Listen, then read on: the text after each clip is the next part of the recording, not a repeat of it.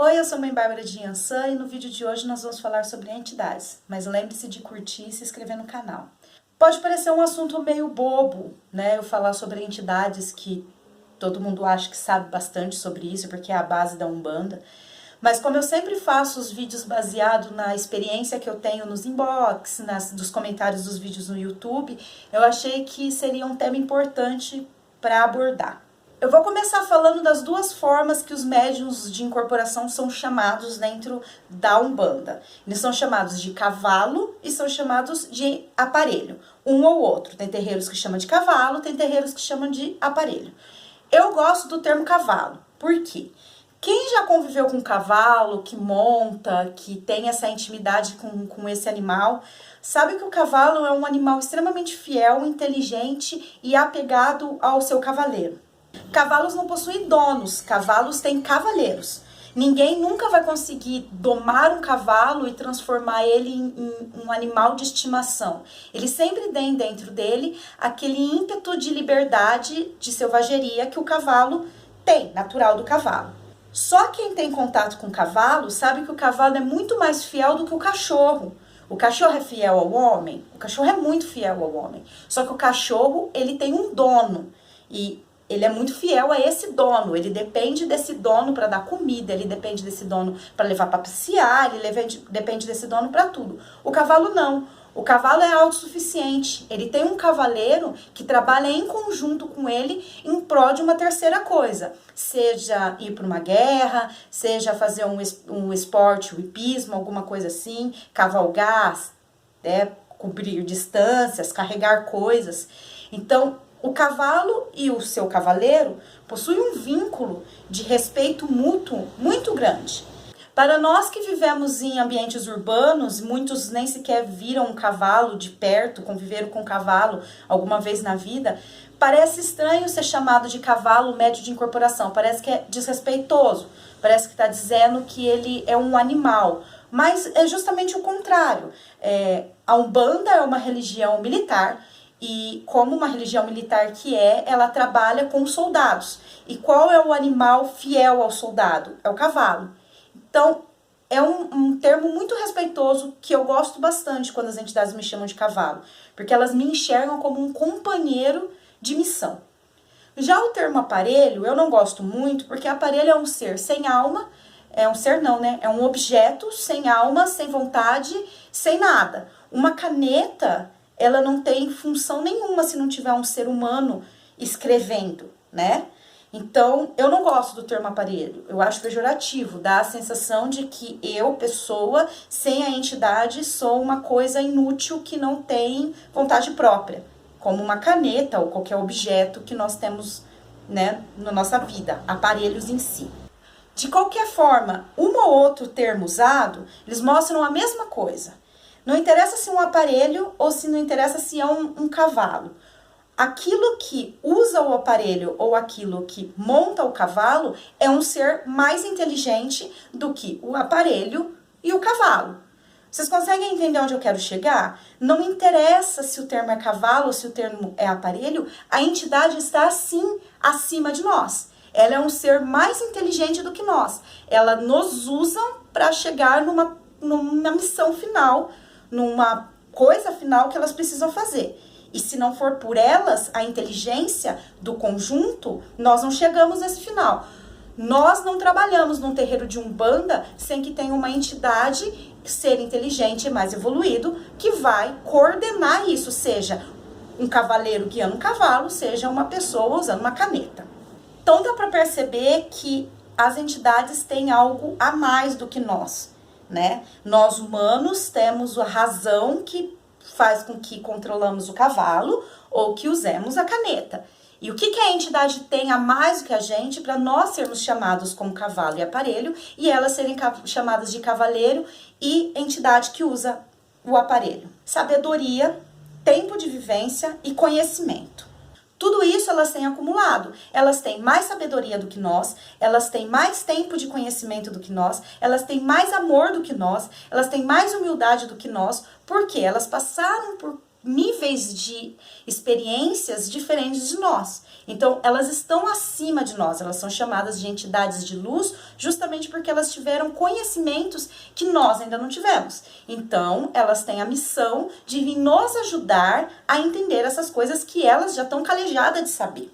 Então, uma entidade, ela é como um professor, né? Vamos pegar um exemplo de um professor de história. Nós, alunos, estamos abaixo daquele professor, porque aquele professor tem N tipos de conhecimentos que nós não temos. Eles fizeram faculdade, eles têm tempo de experiência, eles leram vários livros, então eles têm sim mais conhecimento do que nós. E nós, no papel de alunos, temos que baixar a nossa cabeça e escutar o que eles têm para nos ensinar, porque eles têm sabedoria naquele assunto história que nós não temos. As entidades têm sabedoria em questão de vida e evolução espiritual que nós não temos. Mas é importante lembrar que nem todo professor de história é igual. Eles têm o mesmo conteúdo de informação. Todo professor de história é formado em história e sabe sobre história. Mas eles são diferentes em termos de serem pessoas. Nem todo professor de história é casado com a mesma pessoa, tem os mesmos pais, os mesmos irmãos, teve as mesmas experiências de vidas, tem os mesmos gostos de comida, tem os mesmos gostos musicais, tem os mesmos gostos de leitura. O fato deles serem formados na mesma faculdade e eles terem o mesmo dom, o mesmo conteúdo, a mesma sabedoria de ensinar, no caso história, não torna eles todos iguais. É a mesma coisa. Todos os advogados sabem a mesma coisa, mas isso não faz com que todos os advogados sejam iguais. Por que eu estou dizendo isso? Para vocês entenderem que as entidades, elas têm um conteúdo de informação que elas estão passando para a gente, só que elas são seres individuais, cada um com suas histórias, cada um com suas vontades, cada um com os seus conhecimentos prévios, aliados ao conhecimento de falange. Eu falei do vídeo de falange, vocês dão uma olhadinha lá para vocês entenderem melhor. Então, as entidades são espíritos humanos como nós. Eles são exatamente como nós. E eles fizeram as suas faculdades espirituais em escalas superiores de evolução e eles escolheram, por vontade própria, pelo livre-arbítrio que eles têm como seres humanos que eles também são, em vir nos ajudar em suas missões de ensinar aquilo que eles já sabem. Assim como um professor que termina a faculdade de história e ele escolhe dar aula. Ele não é forçado a dar aula. Não é porque ele terminou a faculdade que ele é obrigado a dar aula. Ele dá aula se ele quiser. É a mesma coisa. A entidade evolui, ela chega num nível superior de conhecimento, de amor incondicional, de humildade e de N outras coisas, e ela escolhe vir nos ajudar como uma entidade de uma certa falange. Resumindo, elas são seres inteligentes, com vontade própria, ou seja, livre-arbítrio, com gosto, com sentimento e com raciocínio, tal como eu e você e qualquer outro encarnado. Eles são espíritos humanos como nós, com as suas histórias próprias e suas peculiaridades próprias. Não é porque eles têm uma, entre aspas, profissão falangeiro de Ogum, que todos os falangeiros de Ogum vão ser iguais. São espíritos humanos com as suas características específicas, como eu e você. Por que eu tô falando isso? Por causa de uma série de perguntas que são recorrentes que me fazem. Vamos começar por elas, respondendo elas. 1. Eu não falo sobre entidade específica. Não adianta vocês chegarem para mim e falar: me fala sobre a Dama da Noite, me fala sobre o Caboclo Urubatão, me fala sobre a Herê Mariazinha. Eu não falo de entidades, porque entidades não são livros, entidades não são objetos, entidades são pessoas. E tais como pessoas, elas gostam de falar elas sobre elas. Ninguém gosta de ser falado pelas costas. Se você tem alguma coisa para perguntar sobre mim, você vai vir perguntar para mim, você não vai perguntar para terceiro. É feio isso. Então, se vocês querem saber alguma coisa sobre uma entidade específica, pergunta para ela. Senta na frente dela e fala: meu pai, minha mãe, eu acho a sua falange muito bonita. Eu gostaria muito de saber sobre a senhora. Por que a senhora usa saia vermelha? Por que a senhora usa chocalho para trabalhar? Por que a senhora bebe cachaça? Pergunta para ela. Ela tá louca de vontade de contar sobre ela para você, porque é assim que ela vai te dar ensinamento. Ela é uma pessoa, como qualquer outra pessoa. Questão 2. Você não tem entidade. A entidade trabalha com você. Não é a minha mulambo, não é a minha maleva, não é o meu beira-mar, não é o meu Joaquim, não é o meu caboclo, não é o meu preto velho. É o preto velho que trabalha comigo, é o caboclo que trabalha comigo. A entidade não é objeto para você tê-la. Ela é uma pessoa que escolheu trabalhar com você. Ela trabalha em conjunto com você. Ela não é um objeto seu que você pega, usa e devolve na gaveta, certo? Então, evitem esse termo, é muito desrespeitoso. Adorei a sua mulambo, eu tenho uma.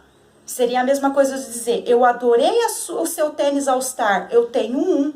A entidade não é objeto para você ter. Recomece a dizer assim, adorei a sua mulambo, eu também trabalho com uma. Entende a diferença? Porque ninguém gosta de ser dito como objeto. Eu não tenho um pai, eu não tenho uma mãe. Entende? Ele é meu pai, ele é a minha mãe. Ele escolheu ser meu pai, ele escolheu ser minha mãe. Ele não é uma coisa minha.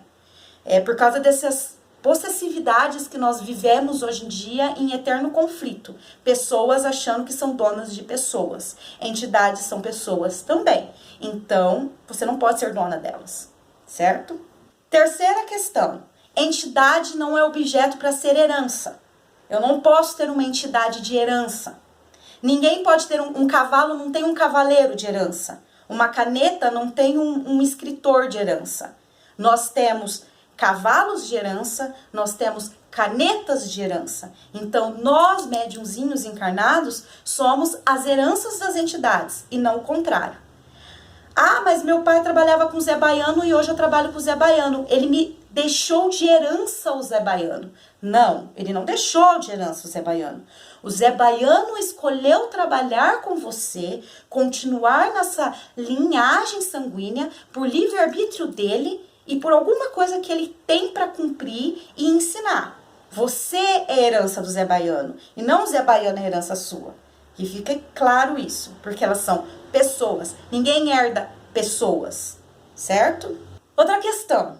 Você pode amar de paixão uma entidade específica. Você pode amar a Maria do Cais. Você pode respeitar a Maria do Cais. Você pode adorar a Maria do Cais. Ou o caboclo sultão das matas. Ou qualquer outra entidade. Mas o fato de você ter um respeito muito grande por uma entidade e um carinho muito grande por uma entidade, não obrigatoriamente te torna capaz de trazer ela amarrada por um laço para ela trabalhar com você.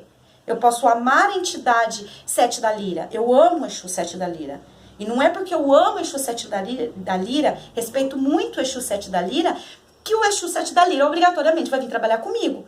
Não existe magia, não existe banho, não existe nada que faça com que esse Exu se torne um Exu que vai trabalhar comigo. Porque é uma questão de escolha dele. E não uma coisa de escolha minha. Porque a entidade não é roupa que você vai numa loja, acha bonito, compra, veste, a partir de agora eu uso ela, porque é bonito. Então, nós entramos na quinta e última questão, dando o gancho da questão anterior, que é, eu não posso gravar com uma entidade, um diálogo, uma entidade que vocês queiram. Como assim? Ah, mãe, grava um diálogo com a pombagira cigana da estrada. Gente, a pombagira cigana da estrada não faz parte da minha egrégora. Então não tem como eu incorporá-la para dar uma consulta, uma entrevista ou conversar com vocês. Porque entidades não são roupas. Eu não vou numa loja e acho bonito, pombagira cigana da estrada, chamo ela, acendo uma vela, estouro uma pólvora, e aí ela vem para perto de mim, eu incorporo ela e ponto final. Não funciona assim. Nós temos uma egrégora de espíritos que nos acompanha. E essas entidades estão na nossa egrégora por um motivo. Escolha delas para nos ensinar alguma coisa. E não adianta se você acha a cigana tal linda, a pombagira tal linda, se ela não faz parte da sua egrégora, tem um motivo.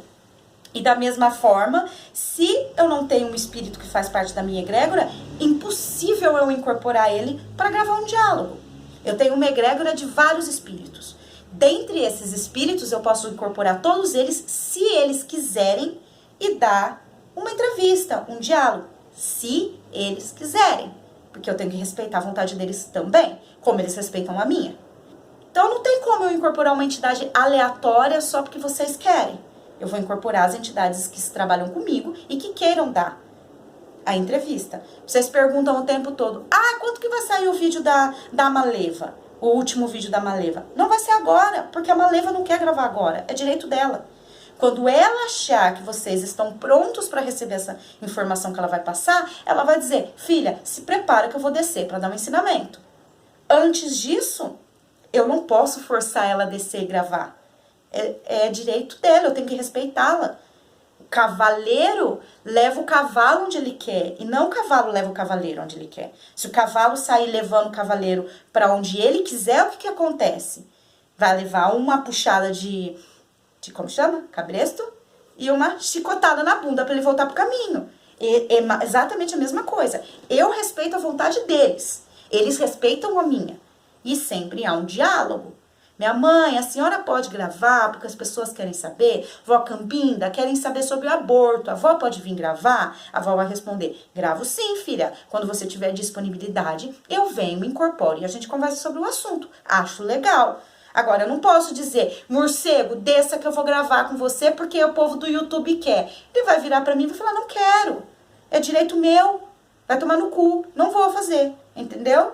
É direito. Como eu não posso amarrar ninguém de vocês, nenhum de vocês, fazer a minha vontade. Eu não posso fazer a mesma coisa com eles. Eu não posso amarrar eles, forçar a fazer o que eu quero. Então, finalizando. Vocês entenderam o que eu quero dizer? A entidade, ela está te acompanhando porque ela quer. A entidade tem uma missão de te acompanhar, de te cuidar, de te ensinar.